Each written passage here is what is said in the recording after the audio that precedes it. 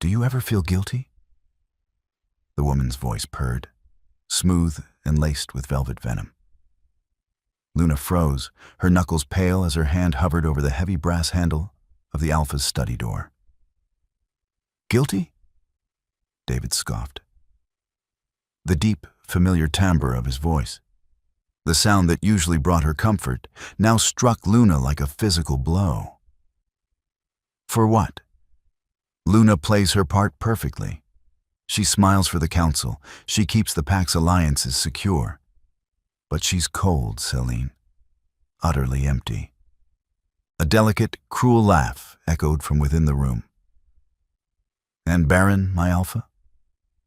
Let's not forget Baron. The pack needs a true heir, which she cannot provide," David murmured.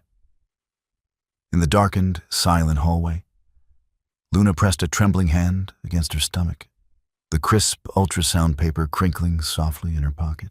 The silence in the corridor was absolute, deafening in its intensity. The grand oak doors of the Alpha's study, carved with the ancient crests of their pack, stood as a massive, mocking barrier between the life Luna thought she had and the devastating reality waiting just on the other side.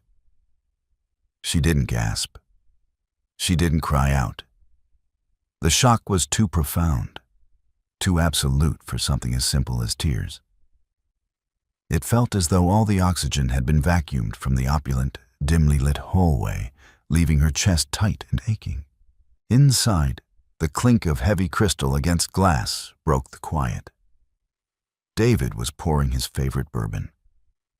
She knew the sound. She had bought him those glasses for their 3rd anniversary. "You give her too much credit." Celine's voice drifted through the narrow crack in the door, her tone lazy and arrogant. "She walks around the pack house like a ghost. No fire, no passion. It's a wonder you've managed to endure her for 5 years, David. The elders pity her, you know. They whisper about the Alpha with a broken mate." Luna squeezed her eyes shut, leaning her shoulder against the cool stone wall to keep her legs from giving out. 5 years of unwavering loyalty.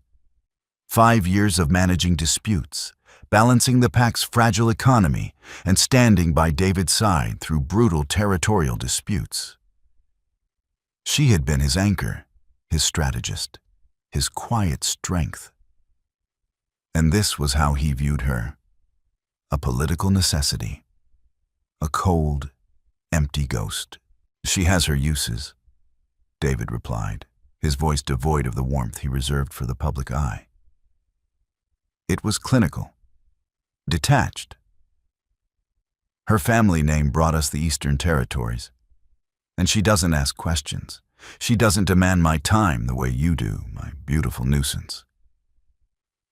The sound of rustling fabric and a low, throaty giggle turned Luna's blood to ice. She reached into the pocket of her tailored slacks. Her fingers brushed against the folded square of glossy paper. Just 3 hours ago, the human doctor in the city had handed it to her with a warm, beaming smile. A miracle, the doctor had called it. After years of negative tests, of silent tears shed in the shower while David slept soundly, of agonizing fertility treatments she had endured alone to spare his pride. It had finally happened. A heartbeat, a tiny, fluttering promise on a black and white screen.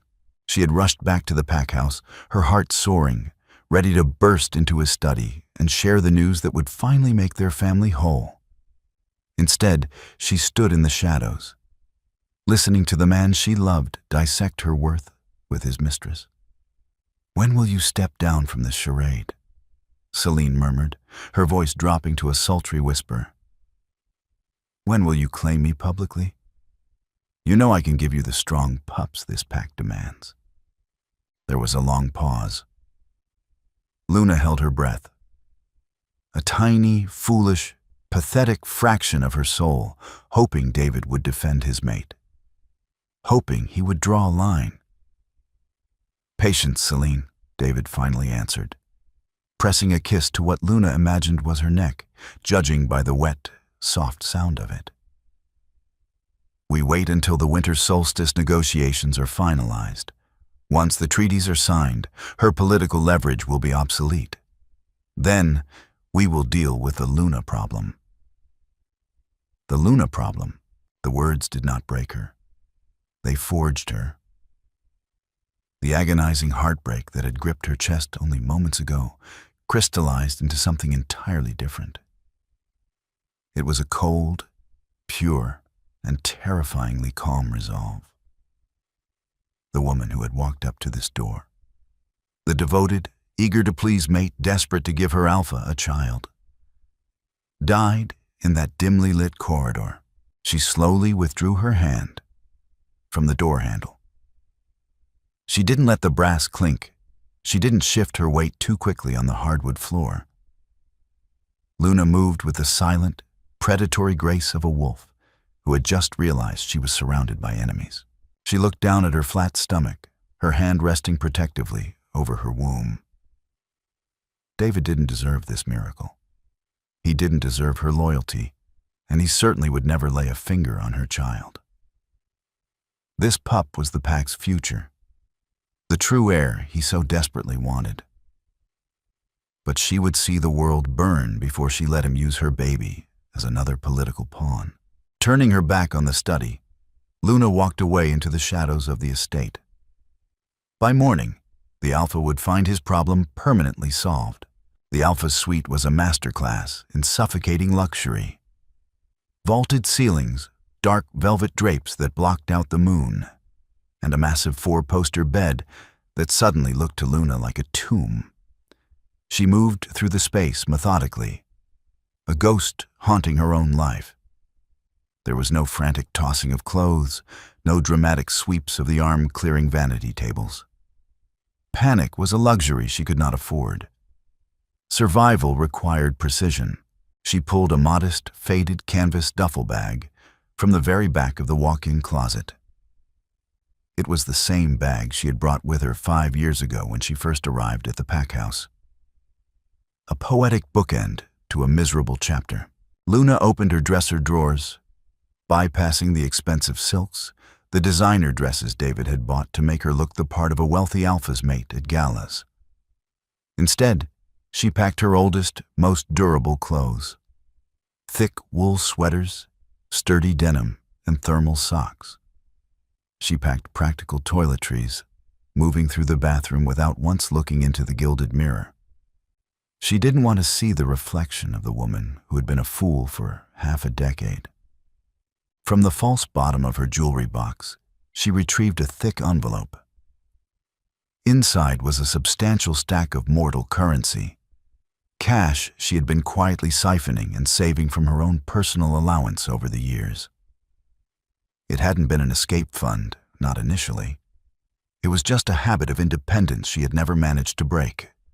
Now, it was her lifeline. She paused at the jewelry. Rows of diamonds, emeralds, and white gold glittered under the soft, ambient light. Gifts of guilt, she realized now. Every time he had spent a weekend patrolling the borders with Celine, he had returned with a necklace. She left them all untouched. Suddenly, the heavy thud of footsteps echoed on the grand staircase outside the suite. Luna's heart slammed against her ribs. She shoved the duffel bag deep under the bed, sliding onto the mattress and pulling the heavy duvet up to her chin just as the brass doorknob turned. She forced her breathing into a slow, rhythmic cadence, mimicking the deep slumber she had perfected on the nights she lay awake, nursing her loneliness. The door clicked shut. David's heavy boots crossed the Persian rug. He didn't bother to be quiet. He always assumed she was a heavy sleeper. She felt the mattress dip as he sat on the edge to untie his boots. The scent of him hit her then.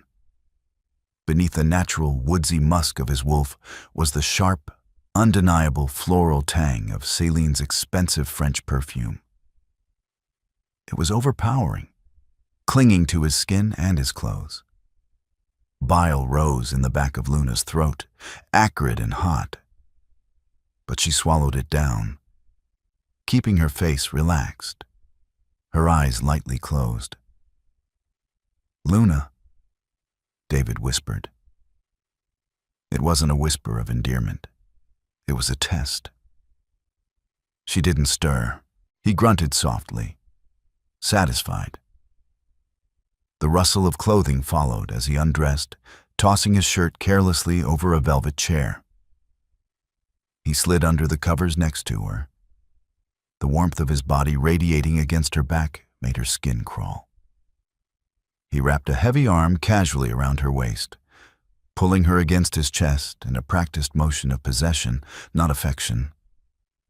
"Empty," his voice echoed in her mind. The Luna problem. She lay there, trapped beneath the weight of his arm, trapped in the lie of their marriage. Every second felt like an hour. She focused her mind entirely on the tiny, fragile life growing inside her, using it as a shield against the overwhelming urge to scream, to shift into her wolf and tear the throat from the man beside her. She had to be smart. A pregnant female against a fully grown alpha was a death sentence. It took 45 excruciating minutes for David's breathing to even out into the deep, resonant snores of a wolf deep in REM sleep. Slowly, agonizingly, Luna slid out from under his arm. She moved millimeter by millimeter, replacing the weight of her body with a bunched-up pillow. When she finally stood beside the bed, the cold floor against her bare feet grounded her. She reached under the bed and pulled out the duffel bag, slinging it over her shoulder. She turned to look at David one last time. In the pale moonlight, filtering through a crack in the drapes, he looked peaceful, handsome, the man she had loved. With steady, deliberate fingers, Luna slid the heavy platinum wedding band off her left ring finger. She placed it gently on the dark wood of the nightstand. It made a faint, metallic clink. David shifted slightly in his sleep, but didn't wake. Luna turned away, slipped through the bedroom door, and closed it silently behind her. She was no longer a mate. She was a mother. Chapter 3. The Midnight Escape. The pack house at 3 a.m. was a labyrinth of shadows and sleeping predators. Luna knew every creak of the floorboards, every blind spot in the security cameras, and every rotation of the night guard. She had designed the security protocols herself 2 years ago when rogue activity had spiked near the southern border. Her meticulous nature, the very trait David had mocked as boring, was about to be her salvation. She bypassed the grand staircase, opting for the narrow servant stairs that led directly to the commercial kitchens. The air here smelled faintly of bleach and yesterday's roasted meats. She moved swiftly, her soft-soled boots making no sound on the tile. Out the back service door, the night air hit her like a splash of ice water. The sky was overcast, thick, bruised purple clouds rolling in from the mountains. A storm was coming. Perfect, she thought. Heavy rain would wash away her scent, making it impossible for the pack's trackers to follow her trail in the morning. The moon goddess, it seemed, was finally showing her favor. She hugged the shadows of the tall, manicured hedges, making her way toward the detached garages where the pack's lesser-used vehicles were kept. Her old sedan, a relic from her life before David, was parked in the furthest bay. "Luna?" The voice, sharp and young, cut through the darkness like a knife. Luna froze, her grip tightening on the strap of her duffel bag. Slowly, she turned. Stepping out from the shadow of the garage was Liam, a 19-year-old guard fresh out of training. His flashlight was pointed at the ground, a sign of respect. But his posture was alert, tense. "Liam," Luna said, her voice dropping into the calm, authoritative tone she used during council meetings. She kept her heart rate steady, refusing to emit the sour scent of fear. "You're off your standard patrol route. The perimeter check isn't scheduled for another 20 minutes. The young wolf shifted uncomfortably, intimidated by her poise. "Yes, Luna. Apologies. I thought I heard a disturbance near the tree line. Just being thorough." He paused, his eyes flicking to the canvas bag on her shoulder. Confusion knitted his brow. "Is everything all right, Luna? Are you going somewhere?" Luna didn't miss a beat. "The Alpha has requested a rare mountain herb from the apothecary in the human town for his mother. You know how her joint pain flares up when the pressure drops before a storm. I couldn't sleep, so I thought I'd make the drive now to avoid the morning traffic." It was a brilliant, unassailable lie. David's mother was notoriously difficult, and Liam knew better than to question the Alpha's orders regarding her. "At this hour?" Liam asked, though his tone was already softening with acceptance. "Let me wake someone to drive you. It's not safe." "Nonsense, Liam," Luna replied, offering him a tight, polite smile. "I prefer the quiet of the night. Stand down. Keep your eyes on the eastern tree line. The rogues are getting bold with the changing season." "Yes, Luna." Liam bowed his head slightly, stepping back into the shadows. "Safe travels." She didn't let out her breath until she was inside the cold, dusty interior of her sedan. She tossed the bag into the passenger seat and engaged the clutch. The engine turned over with a rough, rattling cough that sounded entirely too loud in the silent night. But it caught. She rolled out of the garage with the headlights off, navigating the winding dirt road by memory and the faint ambient light of the approaching storm. 5 miles down the road, she hit the pack boundary line. There was no physical wall, but every wolf could feel it. A subtle shift in the air, a release of the invisible, heavy energy of the Alpha's territory. As her tires crossed over the cracked asphalt that marked the beginning of human lands, the first heavy drops of rain began to fall, smattering against her windshield. Within minutes, the sky broke open. A torrential downpour washed over the car, violently scrubbing the earth clean of her passing. Luna turned on the headlights, the bright beams cutting through the heavy rain. She pressed one hand to her stomach, leaning her head against the cool glass of the window. She was entirely alone, driving into the unknown with nothing but a bag of old clothes and a secret that could start a war. A small, genuine smile touched her lips for the first time in months. "Just you and me now, little wolf," she whispered into the empty car. "We're going to be just fine." Chapter 4.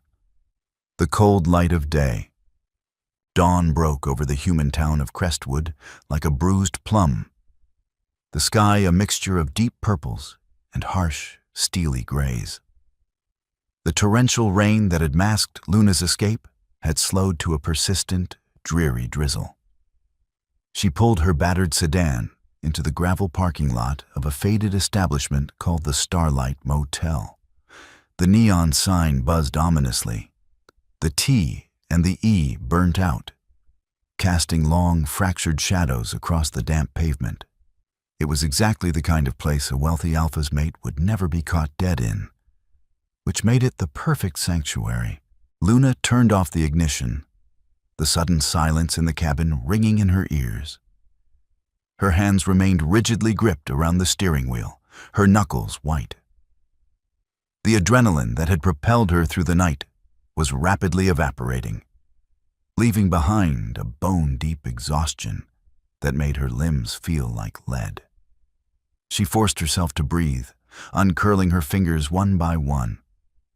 Grabbing her canvas duffel bag, she stepped out into the cold morning air, pulling the collar of her wool sweater tight against the chill. The motel lobby smelled of stale cigarette smoke, strong black coffee, and cheap lemon cleaner. A bored-looking human teenager with heavy eyeliner sat behind the plexiglass counter, barely glancing up from her magazine as Luna approached. "I need a room?" Luna said, her voice raspy from hours of silence. "Farthest from the highway, please. I'll be paying in cash." The clerk popped a bubble of pink gum, processed the worn bills Luna slid under the glass, and handed over a heavy brass key with the number 12 stamped onto it. There were no questions asked, no IDs requested. In the human world, cash was the ultimate silencer. Room 12 was small, dimly lit, and aggressively ordinary. The bedspread was a faded floral print, and the carpet had seen better decades. But to Luna, as she locked the deadbolt and slid the chain into place, it felt like a fortress. She dropped her bag onto the floor and walked to the small bathroom, gripping the edges of the porcelain sink. She finally looked into the mirror. Her dark hair was wildly tangled, her pale skin devoid of its usual pristine makeup. She looked nothing like the Luna of the Silver Moon Pack. She looked like a survivor, miles away, bathed in the soft, luxurious light of the Packhouse Master Suite. David stirred. His hand swept across the vast expanse of the California king bed, seeking the familiar, quiet warmth of his mate. His fingers met only cold, unwrinkled silk sheets. He frowned, his eyes fluttering open against the morning glare. "Luna?" His voice was thick with sleep, a low, groggy rumble. He sat up, the heavy duvet pooling at his waist. The suite was immaculately silent. The closet door was slightly ajar, but there was no sound of running water from the master bath. He rubbed his temples, a faint ache lingering from the expensive bourbon he had shared with Celine the night before. Annoyance flared briefly in his chest. Luna was usually sitting at the vanity by this hour, quietly brushing her hair, ready to brief him on the day's diplomatic schedule. Swinging his legs out of bed, his bare feet touched the Persian rug. That was when the faint glint of silver caught the morning sunlight. David paused. There, resting perfectly in the center of the dark mahogany nightstand, was her platinum wedding band. The air in the room suddenly felt incredibly thin. The annoyance in his chest morphed instantly into a cold, sharp spike of adrenaline. He snatched the ring from the wood, the metal cool against his palm. Luna never took her ring off. Not when she bathed, not when she gardened, not ever. It was a symbol of her devotion, a symbol of their ironclad alliance. "Guards!" David roared, his alpha command lacing his voice, vibrating the heavy glass of the windows. Within seconds, heavy footsteps thundered down the hallway. The bedroom door burst open, revealing Liam, the young night shift guard, looking terrified and pale. "Alpha," Liam gasped, bowing his head sharply. "Is there an intruder?" "Where's my mate?" David demanded, stalking toward the boy, the ring clenched tightly in his fist. His wolf was rising, a dark, possessive fury clouding his human judgment. Liam swallowed hard, his eyes darting to the empty bed. She left, Alpha, hours ago, around 3 a.m. David grabbed the boy by the collar of his uniform, lifting him an inch off the floor. "And you let her leave? Without an escort? Are you completely incompetent?" "She said it was your orders, sir." Liam choked out, panic leaking into his scent. "She said you sent her to the human town for apothecary herbs for your mother's joints. She took her old sedan. She said she wanted to beat the storm." David dropped the guard, stepping back as the realization hit him like a physical blow. The herbs, the old car, the storm that had just washed away every possible scent trail for 50 miles. It was a calculated, flawless extraction. She hadn't been kidnapped. She hadn't wandered off. She had abandoned him. 3 weeks had passed since the night of the storm. The coastal human city of Port Haven was a sprawling, chaotic metropolis of steel, glass, and perpetual motion. To a wolf accustomed to the open skies and silent forests of the territory, the sensory overload of the city was deafening. But to Luna, the cacophony of sirens, the choking exhaust of city buses, and the endless sea of nameless faces were the perfect camouflage. She had sold her sedan to a scrap yard on the outskirts of town for a fraction of its worth, knowing the pack's connections at the DMV would eventually flag the license plate. She had traded her tailored slacks for oversized thrift store sweaters and plain denim. She paid for a modest third-floor walk-up apartment 6 months in advance, using an assumed name and a portion of her hidden cash reserves. Luna had become a ghost. She found quiet employment archiving old records in the basement of a sprawling, independent bookstore near the university. The pay was meager, but the human owner, a sweet, elderly man named Mr. Abernathy, paid under the table and never asked probing questions. The dusty basement smelled of decaying paper, binding glue, and old leather, scents heavy enough to mask her natural, faint woodland aura. It was a Tuesday afternoon, and the city was enveloped in a thick, rolling fog.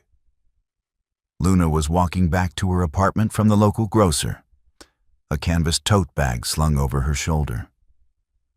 The chill in the air was biting, a sharp reminder that the winter solstice was rapidly approaching. She instinctively pressed a hand to her stomach beneath her heavy coat.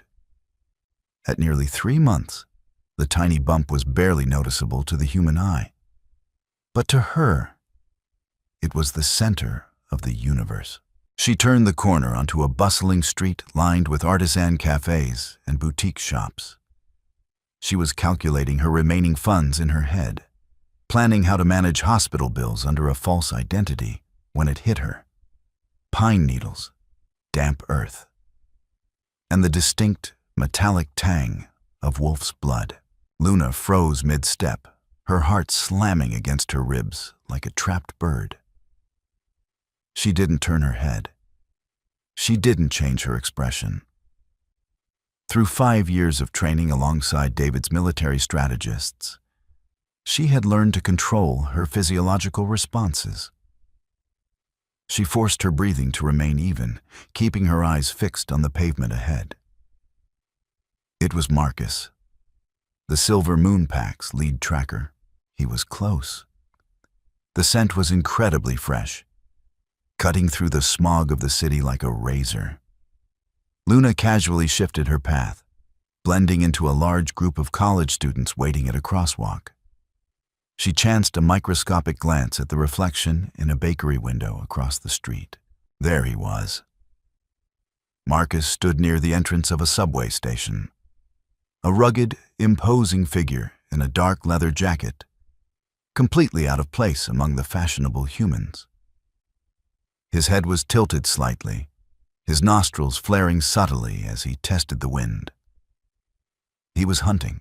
Panic, icy and sharp, threatened to paralyze her. If Marcus caught her scent, he would have 3 enforcers on her location within the hour. David would not come himself. He was too proud. But he would have her dragged back to the pack house in chains if necessary, not out of love, but out of possession and political necessity. Think, Luna commanded herself. You know how he tracks. You wrote the manual. Marcus tracked by isolating distinct anomalies in the environment. He would be looking for her specific floral scent, the undertones of the pack, or the sudden spike of fear pheromones. The pedestrian light turned green. Luna moved with the crowd, keeping her head down. She needed an overwhelming olfactory distraction. Her eyes scanned the storefronts rapidly. A pharmacy, a shoe store, and then a beacon of hope, an international spice market. She slipped away from the students and ducked into the market. The air inside was a dense, suffocating cloud of turmeric, smoked paprika, crushed garlic, and dried chilies. The sheer volume of the spices burned the inside of her nose, bringing tears to her eyes. It was agonizing for a wolf's sensitive olfactory glands, which meant it would be entirely blinding for Marcus. Luna walked deep into the aisles, hiding behind a massive barrel of cinnamon sticks. She crouched low, clutching her tote bag to her chest, focusing entirely on the rhythmic thrumming of the tiny second heartbeat inside her. "You are safe," she whispered to her unborn child in the sanctuary of her mind. "I will not let them find us." 10 agonizing minutes passed. The shop bell chimed as customers came and went, each sound making Luna flinch. Finally, peering through the gap between the shelves, she saw Marcus walk past the shop's large glass window. He was rubbing the bridge of his nose, looking deeply frustrated, his eyes scanning the fog before he finally turned and walked in the opposite direction. Luna let out a long, shaky breath, sinking against the wooden shelves. She had survived the day. But the hunt was officially on, and David was getting closer. The atmosphere inside the Silver Moon pack house was toxic. What had once been a home of structured diplomacy and calm authority had devolved into a powder keg of tension and poorly concealed anger. David stood at the head of the grand oak conference table in the council chamber, his hands planted firmly on the polished wood. Deep, dark circles bruised the skin beneath his eyes, and the usually immaculate trim of his beard was ragged. It had been nearly 2 months since Luna vanished, and his carefully constructed empire was beginning to show severe, undeniable cracks. "This is unacceptable, Alpha," Elder Thorn rasped, striking his walking stick against the stone floor. The old wolf's eyes were hard, filled with a profound disrespect that he no longer bothered to hide. "The Eastern Territories have formally suspended all trade agreements. Alpha Corbin refuses to sign the Winter Solstice Treaty until he speaks directly with his niece." "Luna is indisposed," David growled, his voice a low, threatening rumble that usually demanded submission. Today, it failed. "Luna is gone, David," Elder Thorn shot back, discarding the formal title entirely. "Do not insult our intelligence. The pack feels the void. The treaties she negotiated are collapsing because she is not here to maintain the delicate balances you never bothered to understand. Your borders are weak, your trade is freezing, and the eastern wolves are preparing to mobilize if they suspect foul play." The heavy oak doors of the chamber suddenly swung open, interrupting the tense standoff. Celine strolled in, draped in an expensive silk robe that left little to the imagination. She carried a crystal glass of mimosas, a stark contrast to the grim faces of the council. "David, darling," Celine purred, completely oblivious to the murderous glare the elders shot her. "The caterers for the Solstice Gala need the menu approved. You promised you'd look at it." The vein in David's forehead throbbed. He looked from the demanding, pampered woman in the doorway to the furious, hardened faces of his council. For the first time, a sickening wave of clarity washed over him. Celine was beautiful, pliable, and eager to stroke his ego. But she was not a Luna. She was a trinket. Luna had been the steel foundation holding his entire world up, silently absorbing the stress, managing the alliances, and making him look like an infallible king. "Get out, Celine!" David snapped, his voice cracking like a whip. Celine blinked, her pout faltering. "Excuse me? I am simply trying to—" "I said get out," David roared, his alpha aura exploding outward, heavy and suffocating. The crystal glass in Celine's hand shattered from the sheer pressure in the room, spilling orange juice and champagne over the expensive rugs. She gasped, taking a terrified step back before turning and fleeing the room. David sank into his heavy leather chair, rubbing a hand over his face. "Send Marcus deeper into the human territories," he muttered to his second-in-command. "Double the search grid. Find her. Whatever it takes."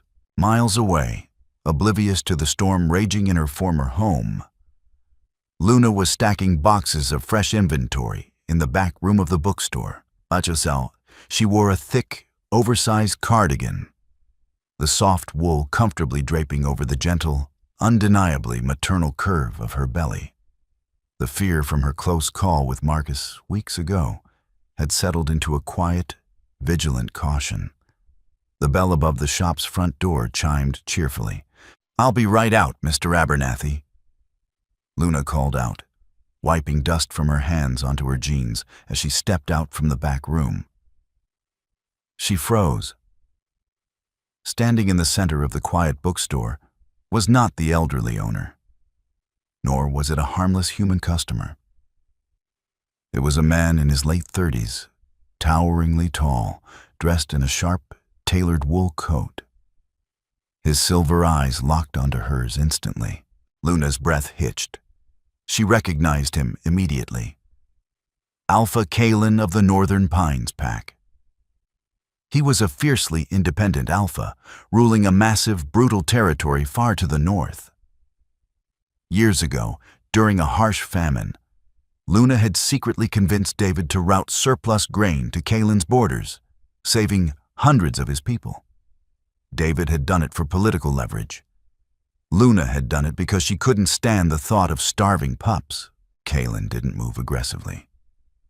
He simply stood there, his sharp gaze sweeping over her faded clothes, the quiet humility of her surroundings, and finally, resting deliberately on the slight swell of her stomach. Luna's hand instinctively moved to shield her baby, her eyes pleading silently. If Kalen called David, it was over. Kalen took a slow step forward, stopping just short of the counter. He reached into his coat pocket. Luna braced herself, expecting him to pull out a phone. Instead, he withdrew a small, heavy black card embossed with a silver pine tree. He placed it gently on the counter, sliding it toward her. "Your scent is well hidden by the old books, little wolf," Kylan said, his voice a deep, gravelly whisper that carried no threat, only profound respect. But a life debt is never forgotten by the North. He tapped the card once. "When the silver moon comes looking for what they have lost, call this number. My borders are open to you and your child." Before Luna could speak, before she could even process the magnitude of the lifeline she had just been handed, Alpha Kalen turned and vanished into the foggy city streets, leaving her alone with a new, powerful secret.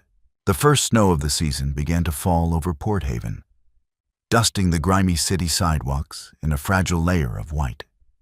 Inside the bookstore, the radiators clanked and hissed, fighting a losing battle against the creeping cold.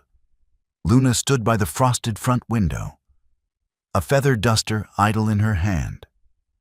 She wore a thick wool sweater that gracefully accommodated the undeniable, heavy swell of her 6-month pregnancy. The child was active today. Tiny flutters and kicks rolling across her abdomen, a constant, comforting reminder of why she had sacrificed everything. But the quiet peace of her human sanctuary was fracturing. 3 days ago, the local news had reported a series of unusual animal sightings on the outskirts of the city. To the humans, it was a curiosity. To Luna, it was a blaring siren. The Silver Moon Pack was no longer sending lone trackers. They were deploying enforcers. David's desperation had officially outweighed his need for discretion. Her instincts, honed by years of political survival, screamed that her time in Port Haven was up. Hundreds of miles away, the atmosphere in the Silver Moon Pack House had moved past toxic and into a state of sheer, frigid panic. The grand study, once a place of quiet authority, was strewn with maps, financial reports, and empty glasses. David stood by the fireplace, the flames casting long, haggard shadows across his face. He had lost weight. The aristocratic arrogance that once defined his features had been hollowed out by sleepless nights and the relentless pressure of a collapsing empire. Celine was gone. She had packed her designer bags a month prior, fleeing to a southern pack the moment the elders had officially stripped David of his discretionary funds. She had wanted a king. She had no interest in a man fighting a rebellion. "We have a confirmed ping on the financial grid," Marcus said, stepping into the study. The lead tracker looked exhausted, his boots leaving wet tracks on the Persian rug. "A pharmacy in Port Haven. Someone matching her description purchased prenatal vitamins in cash, but the security camera caught a reflection of her face in the convex mirror near the exit." David's head snapped up, his bloodshot eyes locking onto Marcus. The words prenatal vitamins hung in the air between them, heavy and suffocating. A ringing started in David's ears. He gripped the edge of the mahogany mantel, the wood groaning under his sudden, crushing grip. "Prenatal. Are you certain?" David whispered, his voice cracking, devoid of its usual alpha command. The memory of the night she left flashed in his mind. The way he had callously discussed her supposed barrenness with Celine just hours before she vanished. A sickening, violent wave of realization crashed over him. She hadn't just left him. She had fled to protect his heir. 80% match alpha. Marcus replied cautiously, taking a step back as David's aura flared, erratic and dangerous. "I have 3 teams positioned around the city limits. If we move now, we can form a perimeter and flush her out by nightfall." "Prepare my vehicle," David ordered, pushing away from the mantel. His chest heaved, a frantic, possessive energy surging through his veins. "I am going myself. No one touches her. No one speaks to her but me." Back in the quiet, dusty aisles of the bookstore, the bell above the door chimed. Luna didn't turn around immediately. She felt the shift in the air before she heard the footsteps. It wasn't the scent of a wolf, but rather the heavy, unmistakable tension of a hunter entering the room. She turned slowly, her hand resting instinctively over her belly. A tall man in a dark trench coat stood by the new releases. He wore human clothes, but his posture was too rigid, his gaze too sharp. He was scanning the room, his eyes lingering on the back corridor. It was one of David's border guards. Luna's breath hitched, but she forced her expression to remain entirely blank. She turned her back to him, casually walking toward the employee break room. Once the door clicked shut behind her, the facade shattered. Her hands trembled violently as she grabbed her canvas tote bag. She had known this day would come. Reaching into the deepest pocket of her bag, her fingers brushed against the heavy, embossed card Alpha Kalen had given her months ago. "When the silver moon comes looking for what they have lost." She pulled her burner phone from her coat pocket. Her heart hammered a frantic rhythm against her ribs as she punched in the numbers on the black card. The line rang only once. "Northern Pines." A gruff, deep voice answered. "This is Luna," she whispered, her eyes glued to the crack under the break room door, watching for the shadow of the enforcer's boots. "I need to call in a life debt." The extraction was a masterpiece of terrifying efficiency. Within 20 minutes of her phone call, a heavy, armored black SUV with tinted windows had idled in the alleyway behind the bookstore. A woman with icy blue eyes and scars tracking down her jawline had stepped out, ushered Luna inside without a single word, and driven them out of Port Haven before David's perimeter could fully tighten. As they drove north, the sprawling concrete of the human city gave way to dense, ancient forests and towering, snow-capped peaks. The air grew perceptibly thinner, biting and pure. Luna sat in the back seat, watching the frost pattern the windows, her exhaustion finally dragging her into a deep, dreamless sleep. When she awoke, the vehicle had stopped. Luna stepped out into a world of blinding white and deep forest green. The Northern Pines packhouse was not a sprawling, ostentatious mansion like Silver Moon. It was a massive, beautifully crafted lodge, built from heavy timber and river stone, designed to withstand the brutal winters of the territory. Plumes of wood smoke curled from massive stone chimneys, and the scent in the air was an intoxicating blend of pine resin, wood fire, and roasted meats. Standing on the sweeping wooden porch, framed by the falling snow, was Alpha Kalen. He wore a heavy wool sweater and dark denim, his arms crossed over his broad chest. He looked exactly as he had in the bookstore, imposing, quiet, and intensely observant. "Welcome to the North, little wolf," Kalen said, his deep voice carrying easily over the whistling wind. He walked down the wooden steps, his eyes dropping briefly to the prominent curve of her stomach before meeting her gaze. There was no pity in his expression, only a profound, grounded respect. "Thank you, Alpha Kalen," Luna said, her voice raspy from sleep and lingering fear. She clutched her coat tighter around her.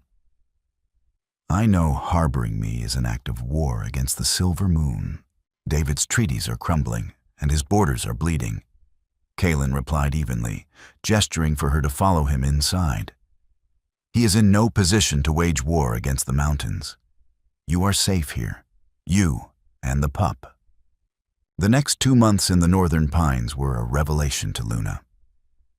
In David's pack, she had been an ornament, a political tool expected to smooth over his rough edges and look beautiful while doing it. Here, she was treated as an equal.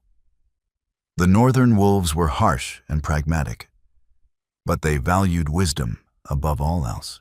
When Kalen discovered her talent for logistics and agricultural planning, he quietly invited her to sit in on council meetings.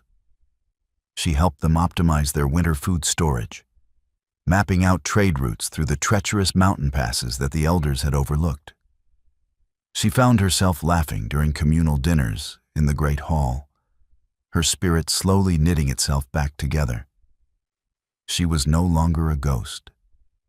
She was a mother, and she was a strategist. As the winter solstice approached, Luna's pregnancy reached its final, heavy weeks. The child was strong, its heartbeat a steady, reassuring drum in the quiet moments of the night. Kalen had provided her with a private, ground-floor cabin near the main lodge, ensuring she had peace while keeping her within the protective perimeter of his elite guards. It was a crisp, brilliantly clear afternoon. Luna was sitting on the porch of her cabin, wrapped in a thick fur blanket, watching the northern pups wrestle in the snowdrifts. Kalen approached, his boots crunching heavily in the packed snow.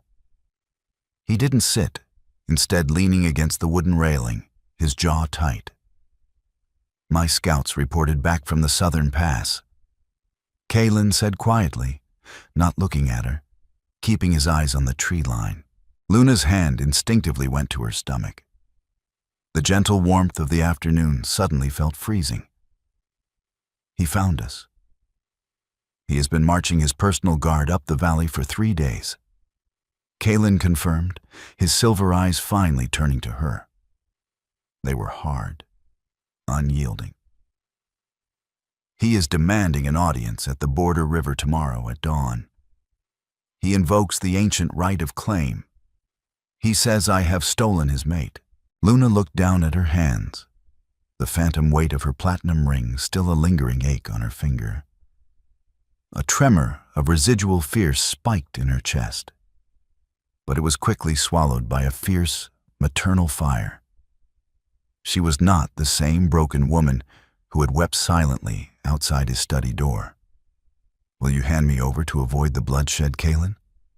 she asked, her voice deadly calm.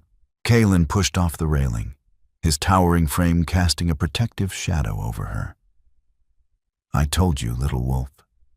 A life debt is never forgotten. The North does not surrender its guests. But this is your ghost to face. If you wish to run deeper into the mountains, I will give you a head start. If you wish to stand, I will stand beside you. Luna looked out at the snow-covered peaks, drawing a slow, deep breath of the freezing air. She was tired of running. Tell him I will meet him at the river, Luna said, her chin lifting. It is time to end this. Dawn broke over the frozen cut, a massive glacial river that served as the border between the northern pines and the southern territories. The ice was thick, gleaming like polished obsidian under the pale, watery light of the winter sun. The air was so cold it burned the lungs, casting a hazy, ethereal fog over the icy expanse. On the southern bank stood David. He was entirely unrecognizable from the arrogant, polished alpha who had carelessly discarded his mate months ago. His dark hair was grown out and windblown, his designer coat replaced by heavy, utilitarian furs. His eyes were hollow, rimmed with dark, bruised exhaustion, and his posture was coiled with a desperate, fractured energy. Behind him stood a dozen of his best enforcers, shifting uncomfortably in the biting northern wind. Across the river, the tree line remained silent and still. Kaelin! David's roar tore through the quiet valley, his alpha aura exploding outward, cracking the thin layer of frost on the riverbanks. It was a sound of absolute, agonizing desperation. Bring her out. You have no right to hold what is mine. From the shadows of the ancient pines, Alpha Kaelin emerged. He walked with a slow, deliberate cadence, coming to a stop at the very edge of the northern bank. He did not bring an army. He brought only his imposing presence and an infuriatingly calm demeanor. I hold no prisoners here, David. Kaelin's deep voice carried effortlessly across the ice. Those who cross my borders do so by choice. Liar! David snarled, taking a step onto the frozen river, his boots slipping slightly on the slick surface. She is my mate. She is carrying my heir. Return her to me, or I will burn this forest to the ash. Kaelin didn't flinch. He simply stepped aside. From the snowy trees behind the Alpha, Luna walked forward. David froze. The breath physically left his lungs in a white plume of vapor. She wore a magnificent, tailored coat of dark wool, left unbuttoned to accommodate the massive, undeniable proof of her late-stage pregnancy. Her dark hair, once pinned perfectly into place for council meetings, flowed wildly over her shoulders. Her face was fuller, glowing with a fierce, terrifying vitality that he had never seen in all their years together. She did not look like a ghost. She looked like a queen. Luna, David gasped, the anger draining out of him in a single, devastating rush, leaving only a hollow, aching chasm. He took another step forward, his hand reaching out across the void. Luna, please, come home. I know everything now. I know what you are carrying. I was a fool. Luna stopped at the edge of the ice, staring across the river at the man who had shattered her heart. She felt the baby kick firmly against her ribs, a physical grounding in this surreal moment. You were not a fool, David, Luna said, her voice clear, cold, and carrying the authority of a woman who knew exactly what she was worth.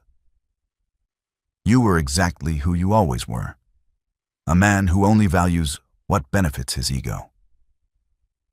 Celine meant nothing, he pleaded, his voice cracking horribly. The mighty Alpha of the Silver Moon was begging. I was blind. You are my mate. That is my child, my blood. Our pack needs its future. Luna's eyes narrowed, a brilliant, piercing gaze that pinned him to the ice. Your pack? She echoed, a bitter smile touching the corner of her mouth. You made your feelings perfectly clear, David. I was a political necessity, utterly empty, barren.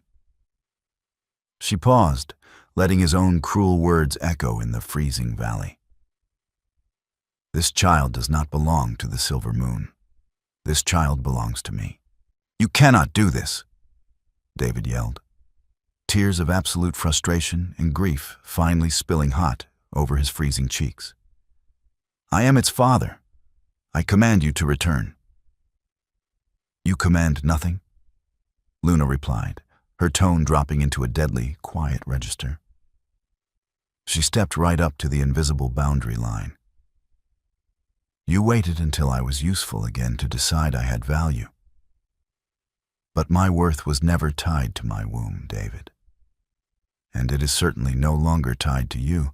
She reached into her pocket and pulled out the single item she had taken from the pack house besides her old clothes. The crisp, folded ultrasound paper. She let it fall from her fingers. The wind caught it, skittering the glossy paper across the ice until it stopped near David's boots. The treaties are broken. Your council has lost faith. You are a king of ashes, Luna said, her voice devoid of any lingering affection. As for me, the Luna problem is permanently solved. Without another word, Luna turned her back on him. She did not look over her shoulder as she walked back into the safety of the northern pines. Kaelin cast one final, pitying look at the broken Alpha on the ice before turning and following her into the shadows. David fell to his knees on the frozen river, his hands clutching the small, crinkled photo of his unborn child, his agonizing howl echoing endlessly against the silent, unyielding mountains. Spring arrived in the north, melting the heavy snows into rushing, life-giving rivers. Inside the warm, sunlit nursery of the pack house, Luna sat in a rocking chair, looking down at the sleeping infant in her arms. The baby boy possessed his mother's dark hair, but the fierce, bright spark in his eyes was entirely his own. She was surrounded by a community that respected her mind and protected her family. She had lost a kingdom built on lies, but she had forged a life built on truth and unyielding strength. The future belonged to them now. If you enjoyed Luna's journey of betrayal, strength, and ultimate triumph, please remember to like, share, and subscribe for more dramatic, real-life romance stories. Let me know in the comments what you thought of David's downfall.